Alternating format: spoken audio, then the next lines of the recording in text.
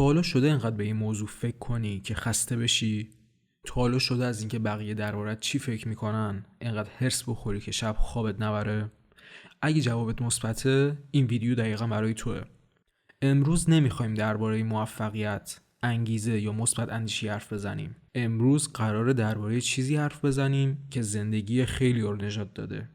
هنر ظریف بیخیالی. بیخیالی به معنی بی‌مسئولیتی یا ول کردن زندگی یا بی احساس بودن نیست. بیخیالی یعنی انتخاب آگاهانه این که به چی اهمیت بدی و به چی نه. ما توی دوره‌ای زندگی میکنیم که همه چیز برامون مهمه. همه چیز باید عالی باشه. شبکه‌های اجتماعی بهمون میگن موفق تر باش، خوشحال تر باش، پولدارتر باش و نتیجه میشه اهمیت دادن بیش از حد به همه چیز. مشکل این نیست که اهمیت میدیم، مشکل اینه که به چیزای اشتباه اهمیت میدیم. ما به نظر بقیه اهمیت میدیم، به مقایسه اهمیت میدیم، به تایید شدن. و این یعنی چی؟ یعنی ذهن همیشه در حال جنگه. بیخیالی به معنی هر کاری دلم خواست بکنم نیست. بیخیالی واقعی یعنی قبول کنی انرژیت محدوده، نمیتونی به همه چیز اهمیت بدی. بیخیالی فیلتر بین چیزای مهم و چیزای بی‌ارزش. آدم‌های قوی آدم‌هایی نیستن که به همه چیز اهمیت میدن. آدم‌های قوی کسایی هستن که به چیزای درست اهمیت میدن. و اینو بدون که زندگی بدون درد و بدون مشکل وجود نداره. سوال این نیست که درد میخوای یا نه.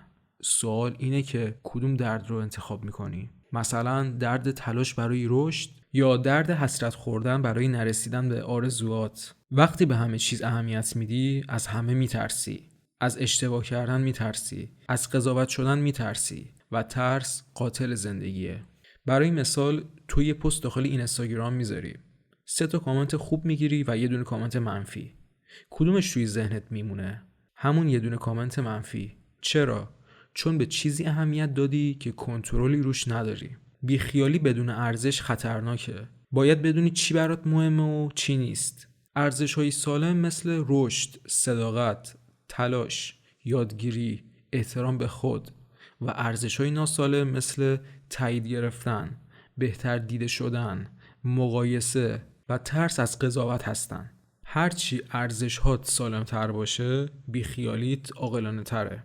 یه بخش بزرگ از رنج ما از این میاد که میخوایم چیزایی رو کنترل کنیم که نمیشه. نظر بقیه، گذشته، اشتباهات قبلی، نسخه قبلی شما گناهکار نیست. دست از سر خودتون بردارید. اون نسخه قبلی همون قدر بلد بوده. اون نسخه میخواسته از شما محافظت کنه. همه چیز رو تقصیر اون ننداز. اون لحظه با اون آگاهی، با اون محافظت انقدر بلد بوده. حالا به خودت آگاهانه نگاه کن. دست از سر خودت بردار. حالا فکر کن قراره با خودت و جهانت چه کار کنی. بیخیالی یعنی من مسئول تلاشم هستم، نه نتیجه. وقتی اینو بفهمی آرومتر میشی، شجاعتر میشی، واقعی‌تر زندگی میکنی. خودت رو نجات بدی، ذهنت رو آزاد کنی، زندگی رو ساده تر کنی. همه چیز ارزش جنگیدن نداره. همه کس ارزش توضیح دادن نداره و همه نظرها ارزش اهمیت دادن ندارن. اگه این ویدیو برات مفید بود، خوشحال میشم ویدیو رو لایک کنی و کانال رو سابسکرایب کنی. تا ویدیوی بعدی، خدا نگهدار.